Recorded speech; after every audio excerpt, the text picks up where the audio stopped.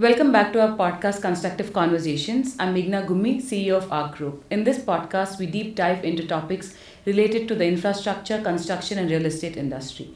Today, our guest is a very exceptional man, the Metro Man of Hyderabad himself, Mr. N.V.S. Reddy, Managing Director of Hyderabad Metro Rail Limited. Under his leadership, one of the largest public-private projects in the world have been executed. The phase 1 of the Hyderabad Metro Rail was executed under his leadership, where 22,000 crores of investment was put into it. 350 plus awards nationally and internationally were attained for this particular project. Mr. N.V.S. Reddy has been in the service for more than 40 years and has led many major infrastructure projects, including the Konkan Railway. And now he's also going to spearhead the phase 2 of the Metro Rail project. So without any delay, let's get into conversation with Mr. Reddy. Thank you so much, sir, for being on our podcast. Welcome, you're most welcome. Thank you. So to start with, actually you're one of the only people in this country who's been in this tenure, who has the managing director tenure for more than 17 years. I think this is the 18th This is my 18th year that's year, going on. How does it feel? And in these 18 years, there must be so many changes that you have seen. So can you just tell us a little bit about that? I feel blessed actually. So it's a rare opportunity for me. Normally what happens in government, in bureaucracy, is that every 2-3 years you get changed, you get shifted from one place to another, one post to another. In my case, luckily I could continue. Well, it's a very rewarding experience for me. I belong to the Indian Railway Service, IRAS. For about 18 years I worked in railways, and then I came initially to the state government on deputation as Director of Finance in power sector. From there I moved to Municipal Corporation as Additional Commissioner, and then I started this project. Here the main rewarding feature is that actually it's a first of its kind in the world. Normally today there are about 250 mass transit systems in the world. When I started, it about 200 mass transit systems were there. These are all highly expensive, capital intensive systems.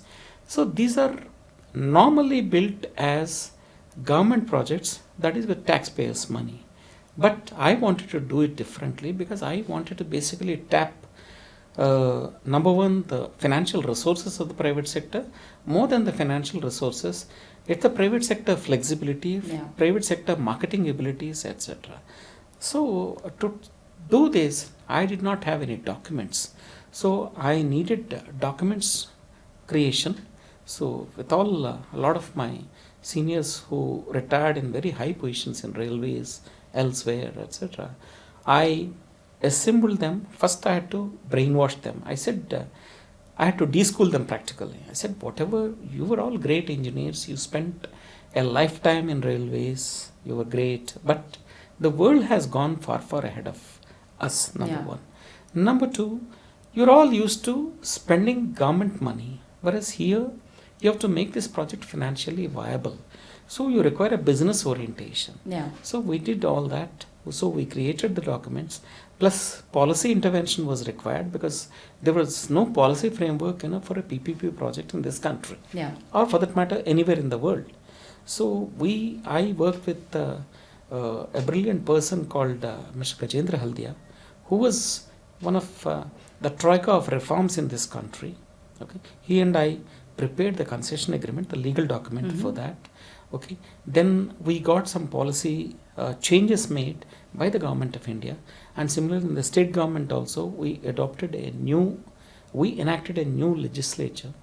It's called at the time the AP Tramways Act. Today it's a for the public-private partnership to do this kind of thing. So all these things I could do. That gave me tremendous satisfaction that I created these things for future.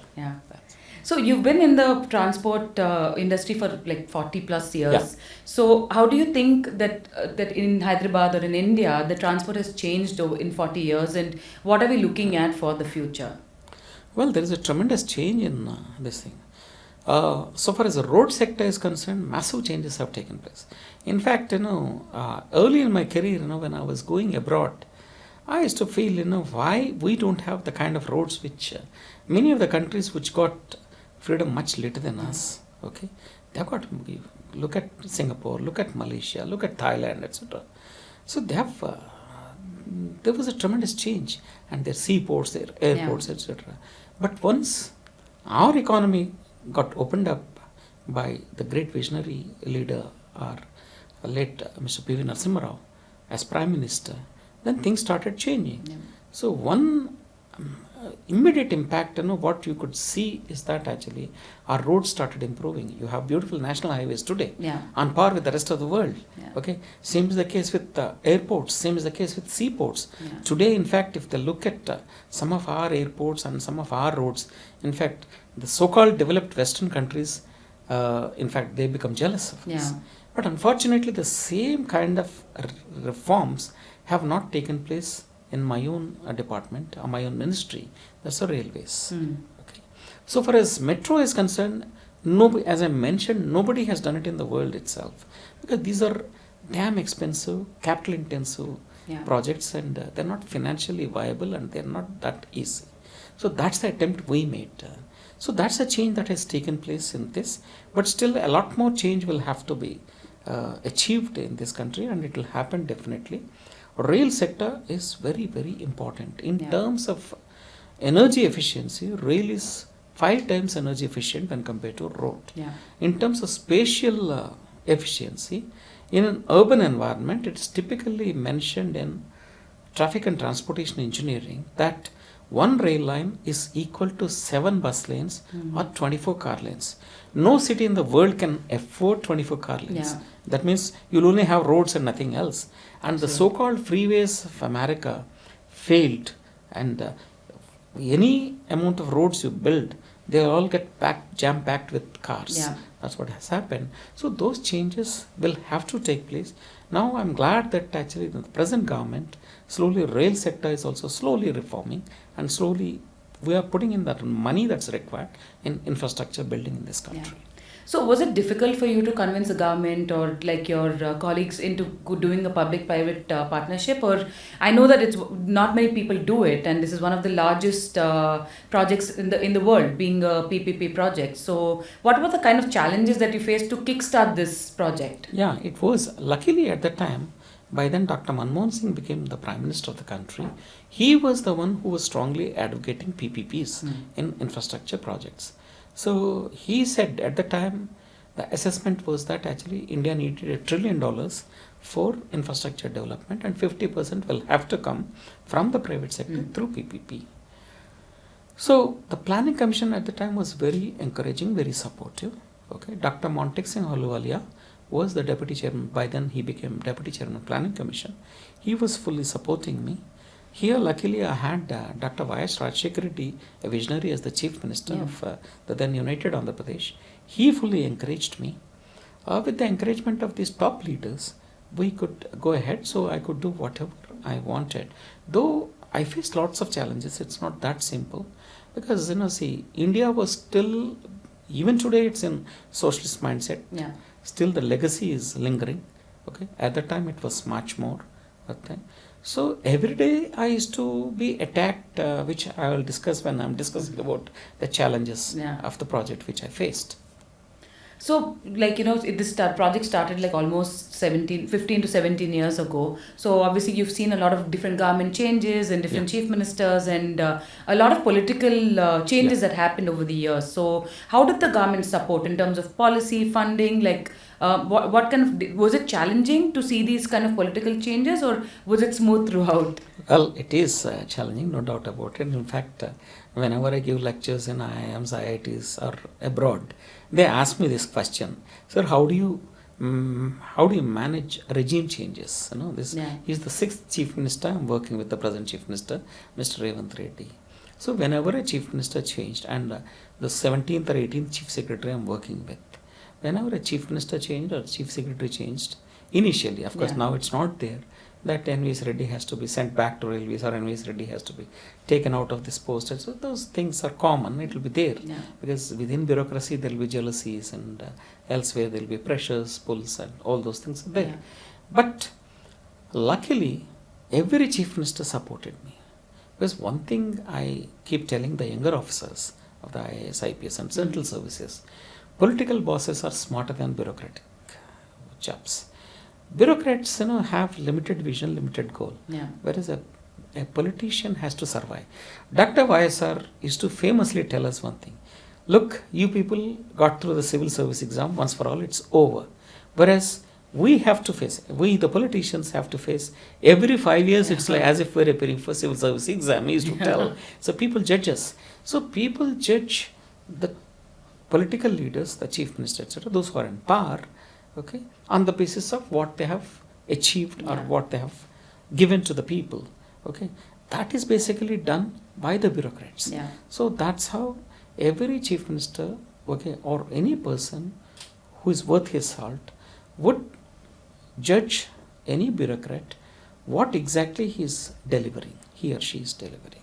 So that's how I got the support from all the chief ministers. I could do that. Oh, that's great, sir, because not many, like you said, not many people have been in the same post for so many years. So that shows the kind of commitment and the expertise that you carry in this. That's one. And second thing, you have got to be, again, I tell my younger colleagues actually, whenever a political boss says, don't simply say no. Or for that matter, anything, even in private sector. Don't say straight away no. Instead, okay, sir, we'll definitely think over it. I'll try to work on this, etc. And then you give the pros and cons later, okay, saying that yes, this can be done, this can't be done. If we do this, this will happen. These are the repercussions. These are the pros and cons, etc. Explain, and then they will understand and they appreciate. So when the project was starting, what is the thought process in terms of like how is it engineered that where the lines are going to come?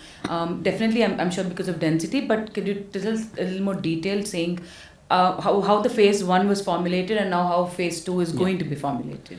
See, originally my project, phase 1, was the DPR, detailed project report, was prepared by Delhi Metro, because by then Delhi Metro was the only metro in this country which had experience. They thought of 2 lines, okay, but those 2 lines, they did not have proper understanding of Hyderabad traffic scenario. Then I stepped in at that time. Since I was working as Additional Commissioner of Traffic and Transportation in the Municipal Corporation, I had a fairly good idea about, and before that I worked in railways for a long time. So when I analyzed and see, they talked about 2, and what I did was, Miapur to LV Nagar is they say. Originally it wasn't Miapur to LV Nagar, it was Miapur to Chaitanya Puri.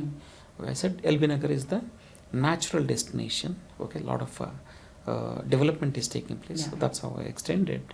Same is the case, I tried to cover all the rail terminals, okay, all the bus terminals, and there is also MMTS in this city. It's a local train, like equivalent to Mumbai local kind of a thing. So those MMTS stations, incidentally I was the project director of MMTS and I completed that project. So all these things, because it has to be a multimodal integration. Only multimodal integration will solve the city's traffic problems.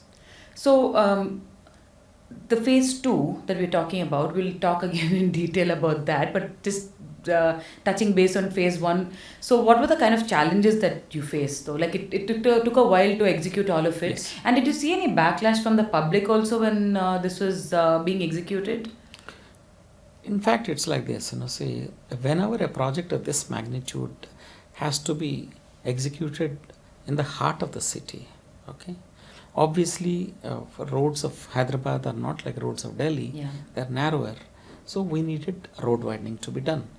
About 3,000 properties had to be acquired, and some of the properties or some of those roads were never ever attempted for the last 30-40 years before that by the municipal corporation.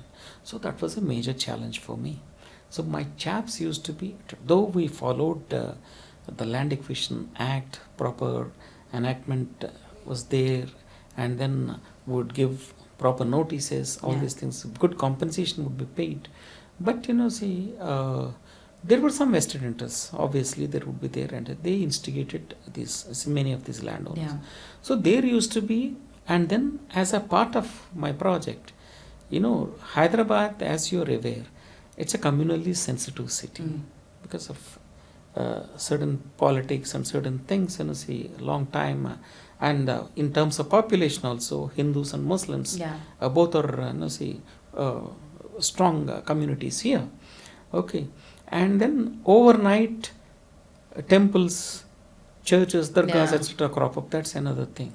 Okay, I I famously said, of course, during COVID time, I wrote poetry in Telugu. I wrote what all happened in this city. I mentioned, some of those who understand Telugu, చెట్టుకి రంగు బట్టి ఎగరేసిన జెండ బట్టి మతం ఖాయం అవుతుంది. By the type of the flag you tie to the tree, Yeah. if it's a hara flag, next day a small chilla or a dargah will appear. If it's a saffron flag, a small temple, that small temple will become bigger temple, Yeah. temple, etc. So this is the thing. So what kind of paint you put to the tree, okay, Is that what decides. determines. So that's one. Okay, and so about 600 religious structures, about 200 major religious structures, and small things. You have Poshama, Marama, Maisama, and all these things here. Actually, see all these things. So I had to handle.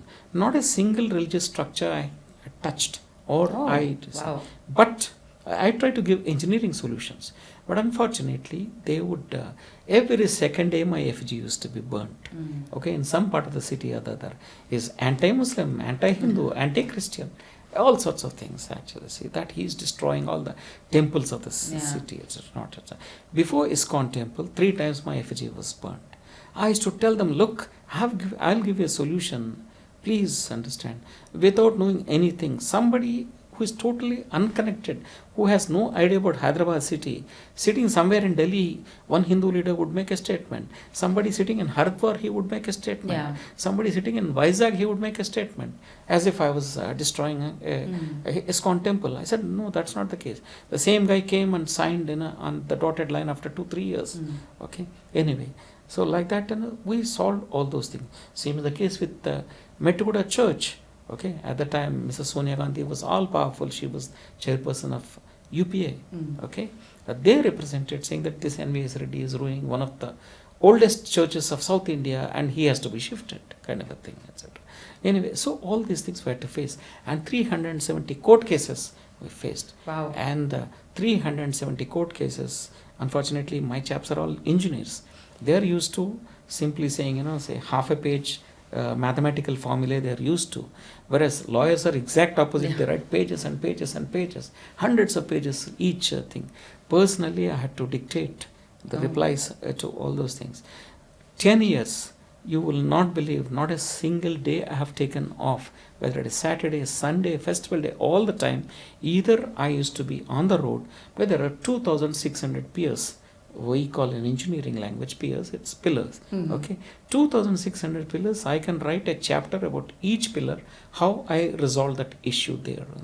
Because once you dig up in the road, right from Nizam days, you will not know cables, old cables will be there.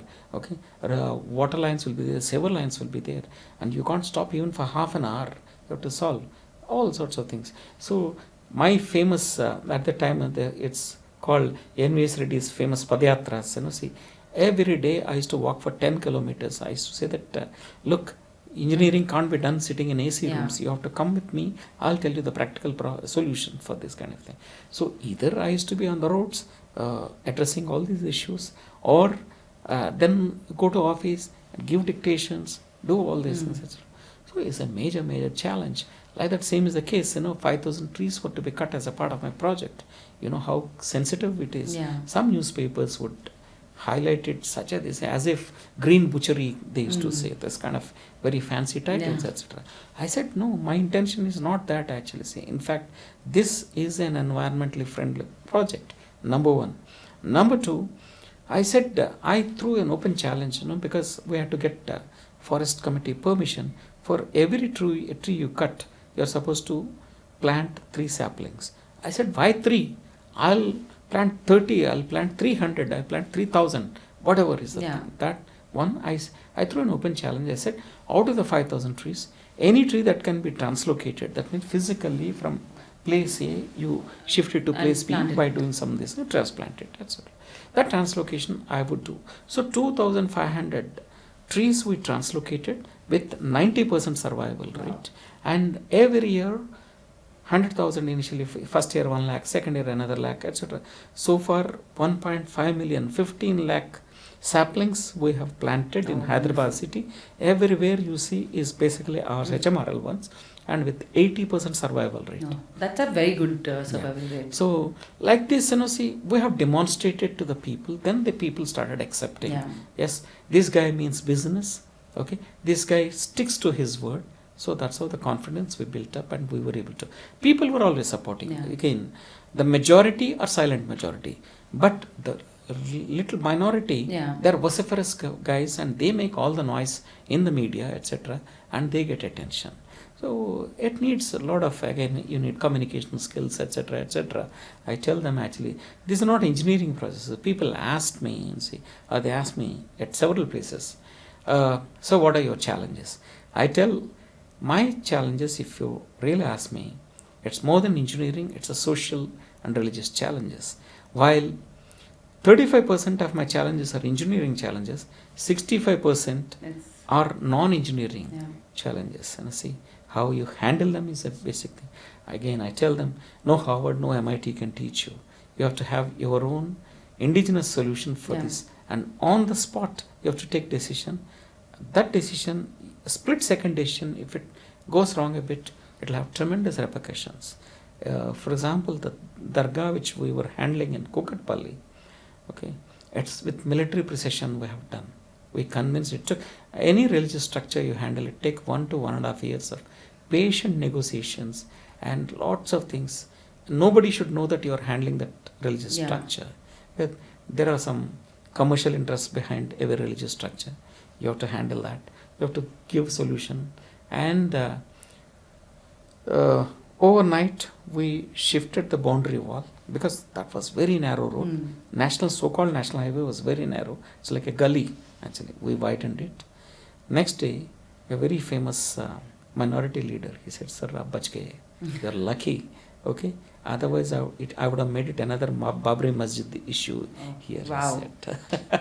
So like that, somehow, was lucky, and our strategies worked. We were able to do this project. I mean, truly, from a public perspective, when things are getting delayed or a little bit off timelines, government is delaying it, they're not doing it on time. But people don't understand how much effort that goes behind it, whether it's the religious or the trees, or there's so many challenges that are not, in your control, which these so much effort goes. These are all extraneous factors. Yeah, we don't look at it. Like I'm saying, myself, I don't probably think about the details of what is happening, rather than this thing what's convenient for us in terms of transport. So when you're acquiring this land, how did you compensate the public? Like, was it monetary or? We have given very good package. Okay, normally even now phase 2 also we are doing that. See, as per the Land Acquisition Act, in an urban area, you have to give twice the recorded rate.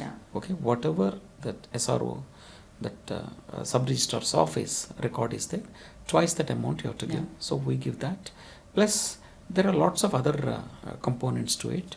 So very good rate they get, number one. And structural compensation, very good structural compensation we give, which normally in the private transactions that won't happen. Okay. I'll give you a simple example. Now we are doing, for example, land acquisition phase 2 for Old City. Okay, Old City, the going rate, the recorded rate is around 25,000. Okay, to 25,000 to 40,000. Okay, through negotiations we arrived at 81,000 as the main going rate. Okay, that's basically as consent award we are trying to do that. And then you have structural compensation, you have what is called relief and rehabilitation. Okay. Suppose you're losing your house completely, there is some amount paid for that. If you're losing a shop completely, you are paid for some amount for that. With all that, they are getting 1.5 to 2 lakh rupees per square yard. Wow. If you add all these things, including structural compensation, which nobody gives. Okay, so that's why they're voluntarily coming forward and they're giving that. On an average, we're paying about 1.5 lakh per square yard in Old City, which otherwise they will not get more than 40,000 there. Yeah, that's a very good compensation. I mean, I think that makes people happy as well. And nowadays we see the metro being full, very, very good. So are there any plans to increase the number of trains or put express lanes or anything of that sort for peak traffic hours? Yeah. That's a challenge. What's happening is Hyderabad traffic, perhaps like many other cities also may have, is peculiar. Okay, it's all unidirectional traffic in the morning hours because our entire IT concentration is in this high-tech city area. Okay, high-tech city, financial district, right? This area. So morning, whereas many of these guys who are working in this, see, they're all from Secunderabad area, etc. Because traditionally, Secunderabad was the place for railways, defense, etc., etc., public sector undertakings, and the employees, their children, grandchildren, etc. Now they've all become IT professionals. So morning, but see, Indian family system is basically joint family system. They don't, unlike the Western countries, say they don't separate and go away from the joint family. So morning, all those guys and ladies, see, they start from there, okay, from Secunderabad. They all come towards, say, Raidurg and this area. For example, my blue line, Nagol to Raidurg, actually, see, morning is this direction, and evening is the reverse direction. So that's creating problems for me at stations like Raidurg, Amirpet. In fact, it's mind-boggling, how to handle that. So there are two things, for that. As I mentioned, first of all, it's the first of its kind in the world that, say, all of the metros are government metros, whereas we have done it in PPP with private sector investment. And the guys are losing right now, it's still not financially viable. Okay, they've incurred heavy losses, they're incurring losses. As a result, they are not able to pump in additional amounts actually to get more trains. Though we are putting a lot of pressure, I'm telling my private sector partner L&T that please get additional trains. So they are also trying to raise resources and somehow get that. Ours is now Hyderabad is basically 3-car system. 3 coaches are there. So 3 coaches will have to be made 6 coaches. So that's one. And if we get more trains, I can also improve the frequency. Of course, in terms of, this is one of the latest in the country, and then now everybody is following our signaling. It's called communication-based train control system, CBTC technology. First time, Hyderabad is the first one in India to have brought in this. The advantage of this is that every 1.5 minutes I can run a train. Okay, that efficiency it has got. So I can increase frequency, okay, if I have more trains. I have 57 trains right now. So we are trying to get another 10 trains. If I get 10 trains, these 57 trains make about 1,500 trips per day, actually. Say. So another 10 trains means so the problem will be solved by and large. Oh, that'll be great. So people compare like Bangalore to Hyderabad because of the IT, because of everything. They're saying that Hyderabad traffic and transport is also going to become turning slowly like Bangalore. But do you think we are there, or can we compare ourselves to Bangalore traffic yet or not? Well, one advantage Hyderabad has is that at least we have the foresight. Luckily, we had proactive governments throughout. Okay, our infrastructure building in Hyderabad city is better than that of Bangalore. Okay, so with that, I don't think we will become like that. And Metro Phase 2, once it should get sanctioned anytime by Government of India now. Once that happens, and then we build expansion of Hyderabad Metro Phase 2, we should be able to handle the situation much better here. Great. So I'm sure you must have studied Bangalore or Delhi or Bombay metro systems when we're implementing Hyderabad's as well. So which one do you think is one of the most efficient or like properly run, or is there something we can learn from other cities, or ours is, would you say, the best one? It's like this, say. Before building Hyderabad Metro, I went around the world. I studied the best systems in the world, not just in India. Okay, by then, when we were building, only Delhi Metro was available, and simultaneously Hyderabad, Bangalore, Chennai, and Mumbai were also building. So all of us learn from each other. In many aspects, Hyderabad is far ahead of other metros. In terms of, as I mentioned, for example, CBTC, we were the first one to bring CBTC technology. Even Delhi Metro did not have CBTC technology. My guru, Mr. Sridharan, I worked with him as a very young officer. He said, no, we haven't done it in Delhi, so how can you bring it in Hyderabad? I said, sir, Delhi is not the thing, everything set standards, etc. This is the latest technology. I'll go for this, because the technology which you adopted, it's called distance to go technology. Yeah. That's getting outdated. This is the latest in the world. I'll go for this. This is the thing. I've gone for this. Okay. As I mentioned, in terms of efficiency, every 1.5 minutes I can run a train. Yeah. I can bring 2 trains as close as 40 meters. Imagine Indian Railways where they are today. Yeah. 1.5 kilometers away, they close the level crossing gate. Yeah. The entire road traffic is on both sides of the road. It's like that. Whereas here we bring, where is 5-10 kilometers and where is just 40 meters, I bring that. So after seeing Hyderabad Metro, Delhi next phase has gone for CBTC technology. Now all metros in India are going for this technology. The same thing. Oh, Same that's Okay, amazing. that's one. And second thing is, in terms of, I put it like this actually, you have to build this system for the next 100 years. Keep this in mind. So our systems are open systems, free ventilation, etc. So here in a city, what is your main challenge? You will have to reduce the pollution levels. So the carbon emissions, you have to reduce it. So for that, energy consumption will have to be minimized. As I was talking some time ago, in terms of energy efficiency, rail is 5 times energy efficient. Okay. So the per capita energy usage is minimum in a rail system. That's why even though these are capital intensive systems, we go for this, because that's the only way to do it. But again, within that, when compared to an underground system, an elevated system will give you maximum efficiency, because you don't have tunnel ventilation, other issues, air conditioning, etc.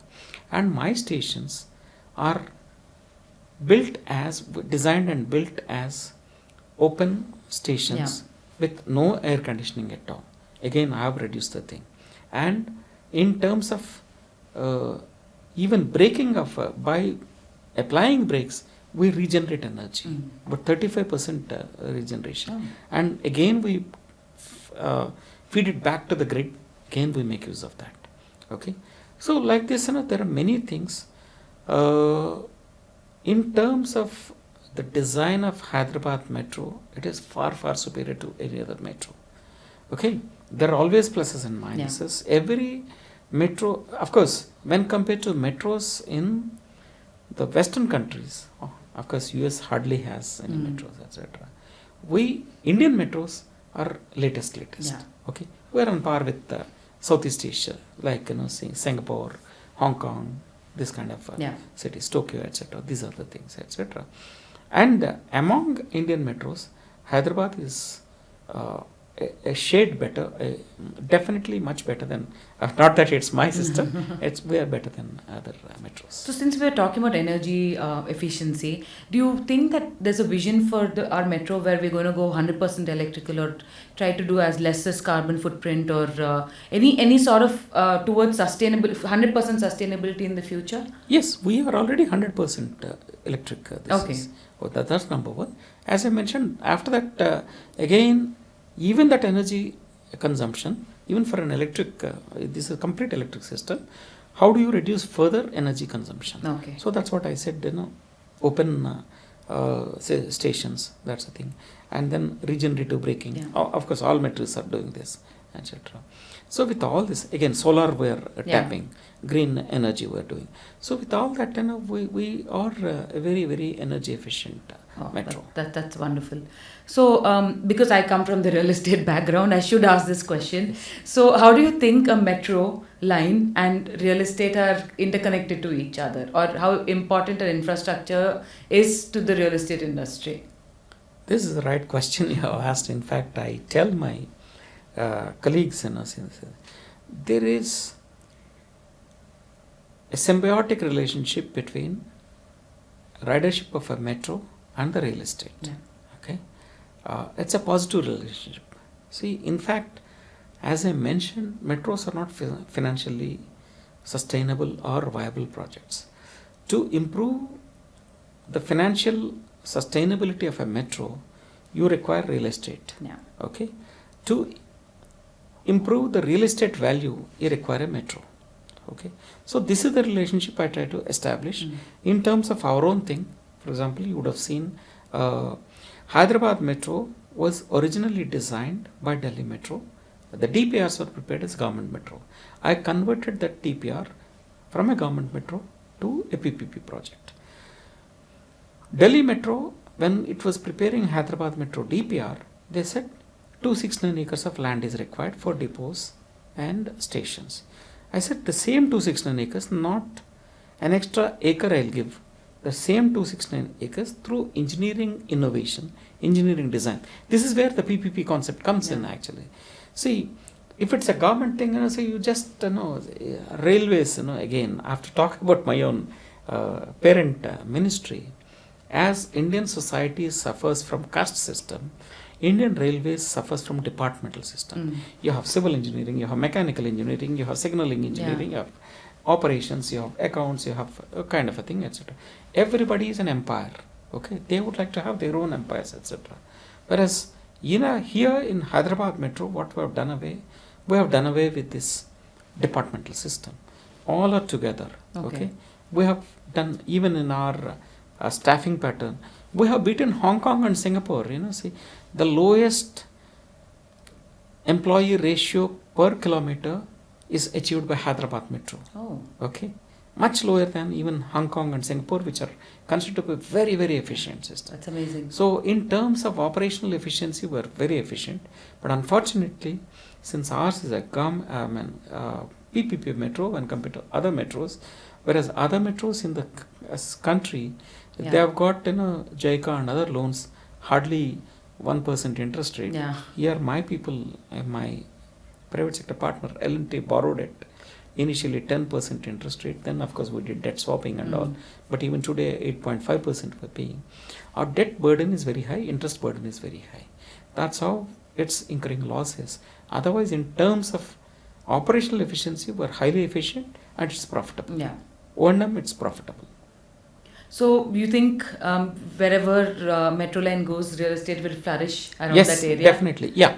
So far as that is metro and real estate within the metro, definitely wherever, there is a concept called TOD, Transit Oriented Development, which Hong Kong and Singapore have very successfully used it. In fact, there are some of, in Hong Kong, they first built a metro line and asked private sector to come and build development around that, stations. And you have one station, I used to show these examples, you have huge complexes on both sides of the metro station. Just one skywalk, to that entire complex. Here for example, here in Hyderabad also we have done that. Yeah. The entire Mindspace campus, which has about 8-9 towers, and practically every Fortune 500 company of the world have this thing, etc.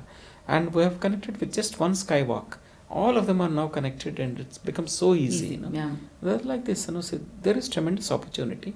Wherever a metro line is there, automatically real estate development will be there. And that's an efficient city. Yeah. A city has to be an efficient city. Okay, in terms of spatial efficiency, vertical thing is required, but you have to balance it. Actually, you have to balance between the greenery which you are going to. Again, I give Singapore example. You take two examples, extremes. Shanghai, you go there, it's mind-boggling. You get fed up actually. How can we live in that kind of a city? You have only skyscrapers and nothing else. Yeah. Whereas you go to Singapore, you have skyscrapers and a lot of open space with trees, etc., etc. So that kind of a thing we have to develop. It's possible by having and you have to reduce basically private vehicles on the roads. Yeah. Okay, that's possible with metro expansion, and we can convert Hyderabad to a really good livable city. Absolutely. But some questions that generally public, when we're discussing with people, they have is, do you have any plans of creating any sort of parking lots or anything with the new lines so that people can park their vehicle there and then take, because instead of walking from home to the line, is there any sort of system that can be integrated where it's easier for the public to reach the line? Well, again, there are some misnomers so far as parking is concerned. Traffic and transportation experts normally don't encourage parking. But in the Indian context, that's not possible, because in the Indian context, the problem is, unfortunately, most of the Indian cities, we have neglected sidewalks. Yeah. In fact, sidewalks are the soul of a city. Okay, you have to have London, Paris, and etc. other cities, initially the mayors had to wage a battle. Okay, they said whatever is the road width, equivalent width of sidewalks will have to be there. Should be there. That's how you see beautiful, whether it is New York, Manhattan, or London, Paris, etc. Sidewalks will be there and people will walk. Unfortunately, that's not the case with India. Okay, so you have to have first mile, last mile connectivity. That means you have to take your. Of course, we are trying to provide first mile, last mile connectivity by providing feeder services, but private vehicles also will have to be taken to the. And so parking, yes, definitely we are trying to encourage parking. Again, I believe in PPP, so I'm encouraging private sector guys actually to start parking complexes near the metro stations. Already we have built some and we are going to build many more. Yes, parking definitely will encourage. Oh, that'll be very helpful for a lot of people. So talking about phase 2 now. So could you tell us a little bit about phase 2, where the lines are going to come? When are we expecting it to start and finish? Like an approximate tentative timeline. Well, phase 2 right now, see another 76.4 kilometers of phase 2 we are proposing 5 new corridors. One is from Miapur to Patancheru. Okay, that's a very important line that we are extending. That is Miapur LB Nagar line. Okay, that side, northwestern part of the thing towards Sangareddy and Mumbai side. That's there. And similarly towards Vijayawada Chennai side, from LB Nagar up to Hayat Nagar we are extending. This is again part of that. Then airport line, see, there is a small gap between the blue line, that is Raidur New Nagol, this thing. So between Nagol and LB Nagar, that is Miapur LB Nagar, that 5.5 kilometers was earlier left out. Okay, so we're bridging that thing so that blue line and red line get connected. That is corridor 1 and corridor 3 get connected, and from there I'm taking via what's called the inner ring road. Okay. Via LB Nagar, Bairamalguda. So it starts from Nagol, LB Nagar, then Bairamalguda, okay, then OIC hospital, then we go to this place Chandrayan Gutta. I'll tell about that old city connection. Chandrayan Gutta, then we go to Maladevpalli, okay, then via Katadan, etc. we are touching say Bangalore highway, okay, Aramgarh. From Aramgarh, Bangalore highway I'm taking right up to Shamshabad International Airport. So that line is there. Then here Mindspace Junction Raidurg, from Raidurg we are taking up to Kokapet, where Kokapet again these are all busy because you have financial district, okay. All these extensions will be there. We are covering entire financial district. We are going up to Kokapet, Neopolis. That line we are doing it. Wonderful. Okay, then Miapur LB Nagar line, both sides were extending. This Nagol Raidurg side up to Kokapet we are going, and Nagol down up to the airport we are doing. So with all this, say phase 2 again. This is then there are also demands from North City. See Medchal and Shamirpet. So while phase 2A already for 24,000 crore we have submitted the proposal. Okay, phase 2B also again we are preparing, that is from JBS, okay, existing line. We want to take it up to one side Shamirpet and another side Medchal. Okay. Again 2 lines right now when see DPRs are under preparation and we'll be submitting it to Government of India very soon. Okay. Which we are doing it. And then the old city also, right now it stopped at MGPS. Gauliguda earlier bus stop was there. That from MGPS we are taking it further, okay, up to via Falaknama. We are taking up to Chandrayan Gutta, and Chandrayan Gutta we are connecting to that new airport line. So that's how good connectivity all around. Connectivity all. So the all existing corridor, existing phase 1 corridors are being extended seamlessly. This is the vision of the Chief Minister, Mr. Revanth Reddy. Initially, when he became the Chief Minister, he said all the time the concentration is only on the western part of the city. How about the eastern part of the Yeah. city, Sikandrabad, etc., Begumpet and all this? I said, sir, definitely I'll do it. So whatever is your vision. So that's how we have worked out this phase 2, and they're right now under the active consideration of Government of India. And whenever these are accepted, and from there it's 4 years for implementation. So it won't be a PPP project. No, it won't It'll be be a fully PPP project. government It's a funded, government. It's a JV project between Government of India and Government of Telangana. Okay. Okay, because of the experience we had in phase 1 PPP, and right now investors are not somehow showing that much enthusiasm to participate in phase 2. Okay, everywhere metros. Yeah. Because as I mentioned, Hyderabad is somehow an exception. First time in the world I could do a project of this magnitude in PPP. Yeah. But otherwise it's not feasible. Okay, there are lots of issues. So phase 2 we are going for government thing. funding. But again, operations will privatize and will make it interesting. It's part PPP will be doing it later. Oh, that's amazing, and I hope it gets accepted and it starts very quickly. So other than this, any challenges, anything else related to the metro that you would like the public to know, or that some of the misconceptions that people have? It's like this, people have to own up. Luckily, yes, they have owned up. The response to Metro Phase 1 is very good. Yeah. From brickbats to bouquets, again, in my Telugu poetry I wrote, Megapadam I called it actually. The entire, mine is an elevated metro. Ours is Hyderabad Metro is an elevated metro. Yeah. So taking Kalidas as inspiration, Kalidas as Meghadutam, I called it Megapadam. That means path in the clouds. Okay. So there again many things I wrote actually. Distibamma kalchinolle sanmanal chestam. Those who burnt my effigy, today they are garlanding me. Yeah. From brickbats to bouquets. There's a thing. Again I said this in Harvard, Stanford, Cheppanette Pathalivi, Cheyalsina Pathanalivi. That's what I said. No Harvard, no MIT can teach you these things, but they have to understand. It so happened, as if it's a premonition, I wrote during COVID period. Later, Stanford in fact published mine as a leadership study.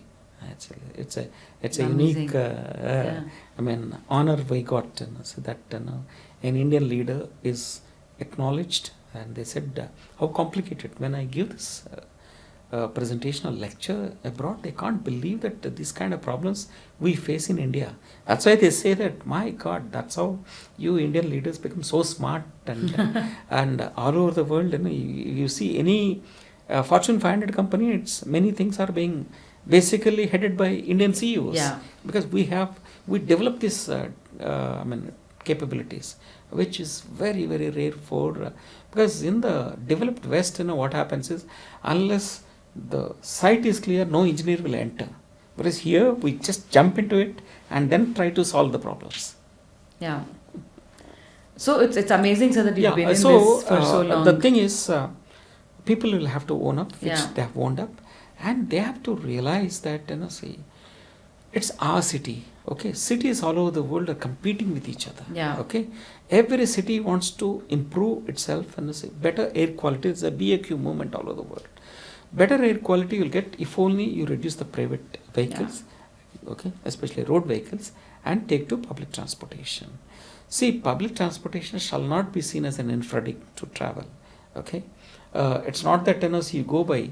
You may have an Audi, you may have a BMW, but when you are not able to move an inch on the road, what will you do with the car? Yeah. Actually, say. So you have to give up. Slowly it's happening. Okay, so that's one thing. And second thing is, slowly restrictions will have to come on the private vehicles. It'll one day or the other it'll happen. It happened all over the world. Yeah. It'll happen here. And then parking charges will become damn expensive. Here, nobody wants to pay parking charges. Everybody wants parking free. For free, yeah. No, nowhere in the world. Normally, the norm is that actually $10 per hour. $10, imagine 850 rupees per hour. Can you imagine? For whole year also they don't want to prepare here. They're not prepared to pay even for whole year. Yeah, that's the situation. So we have to realize these things. And after all, it's for us. What are we sacrificing? We have to realize that. By not having full public transportation system in Indian cities, by not having proper sidewalks. See, healthy. I have got so many concepts. In fact, I talk about healthy city, city for people, city for children, city for differently abled people. In fact, I made this presentation that year in New York in 2013. We were selected as the best engineering project of the world award we got. Okay, I said I have a different vision actually. See, I said gender equality is an important agenda for me. It's a social agenda. And see, so how we emancipate Indian women by providing public transport. You know, certain communities do not send their girl children for to colleges, etc., because of certain problems and the problems they face in buses. Okay. See, if you provide good public transportation system where girls can safely go, so that's the thing, then things will change. So this is what we have done in Hyderabad. So I used to tell my engineers, look, we are not building a Taj Mahal here. We are not building an engineering marvel here. We are here to give technical solutions to the socio-economic problems of the city, of the people. So you have to understand what a girl or a young lady undergoes, or how she is subjected to eve teasing when she is standing at a bus stop. Okay, you have to provide a solution. And I held meetings with women's groups. There were tears in their eyes. Some officer is thinking about us, actually. So then they came up with so many ideas, which I have incorporated in my design. So I have, for example, 360-degree coverage CCTV in my metro stations. And inside the metro as well? And inside the metro, it's complete coverage. And we keep the data for a certain thing for 15 days, some forever we keep it.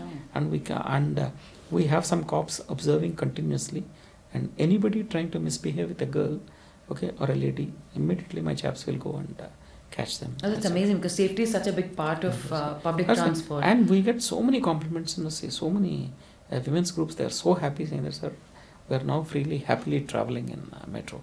So this is the advantage, in terms of spatial efficiency, in terms of energy conservation, in terms of other things. Again, same thing. Metro stations will have to be.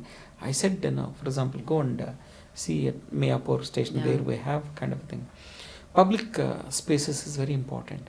There is a direct correlation between crime rate in the city and public spaces availability. Why do you get crime rate high in certain cities? Is because of they're cooped up in small apartments. They have no outlet actually. So, and rich people go to clubs. Poor people, where will they go? They can't go anywhere. If you provide good parks, good open spaces at the metro stations, other public areas, etc., automatically the crime rate will come down in that city. And you will go and see, for example, I have seen so many old city women, and huge, the entire family goes to Shamshabad International Airport, just for outing. They just go there. Because there's some spaces to... They take their tosha there and they try to have food there. Same is the case, say, Numaish, when it's held. All of them will come in a huge... Because what do they do in that old city, poor chaps? They have no place. So this is what we are looking at. So for me, Hyderabad Metro is not a simple engineering or a traffic and transportation project.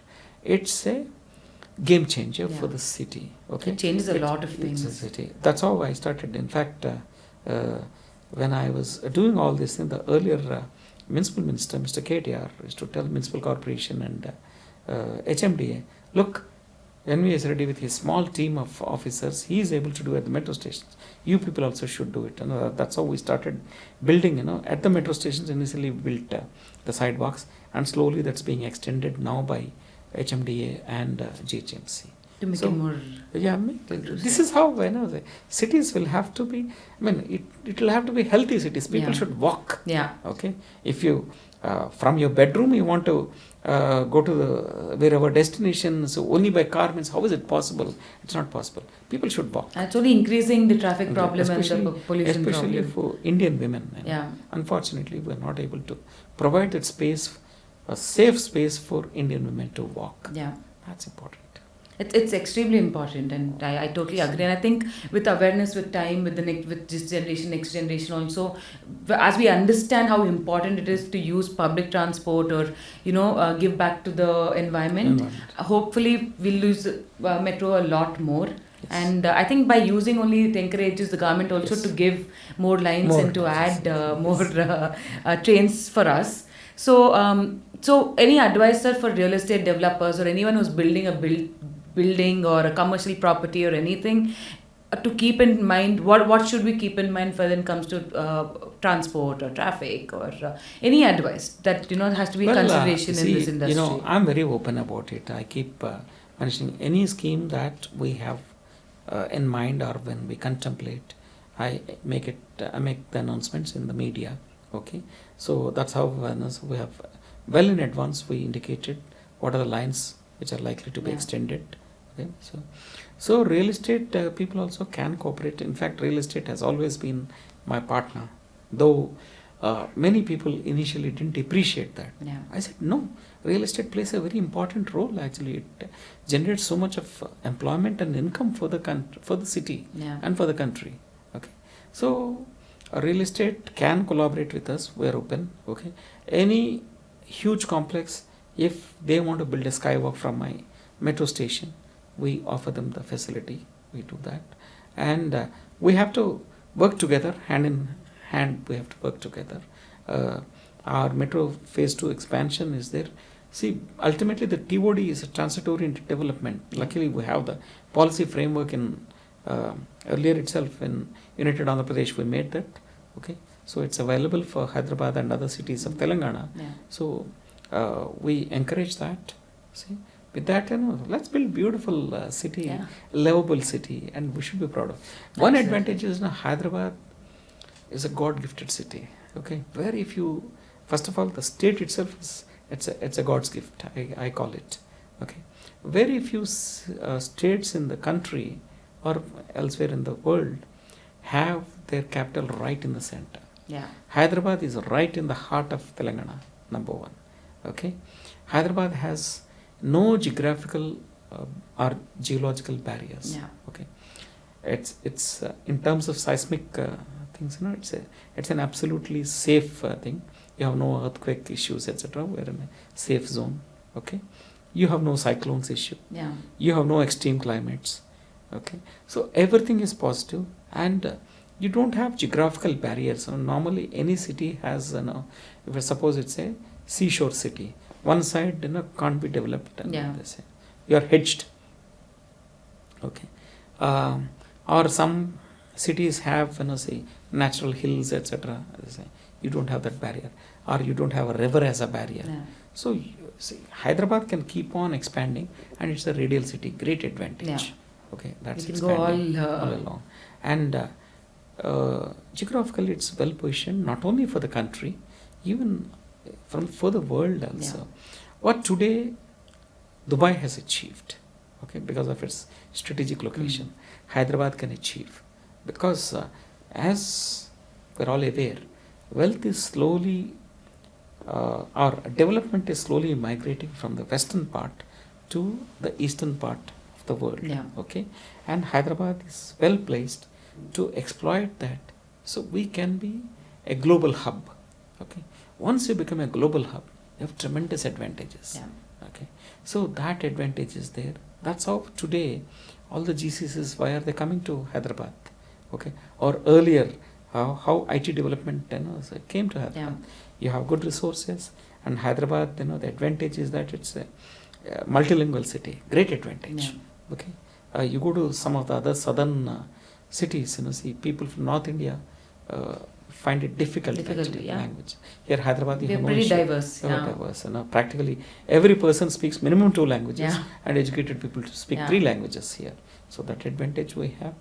And Hyderabad has been a multilingual and multicultural city for 400 years. Okay, so that's a great advantage. Yeah. So we can have that.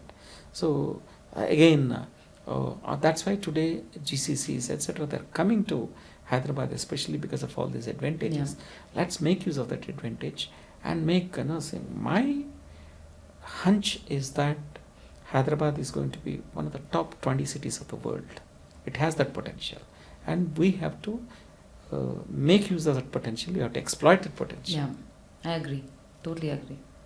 So we'll end the podcast, sir. So thank you so much for coming today. It was actually, I learned a lot of things, and I'm sure everyone who watches this also will learn, because we only see what superficially, where whatever we read on the newspapers or we see on the internet is what we know. But with your presence today, we learned a lot more and in depth about what goes behind the scenes and how important the metro is to our city. So thank you so much for coming today, and it was really a pleasure. You're most welcome, and I'm really happy that a daughter of my friend is doing so well, and your dad and I have been friends for a long time, and all the very best. Thank you. Wish Thank you all so the best. much. Thank you. Thank you.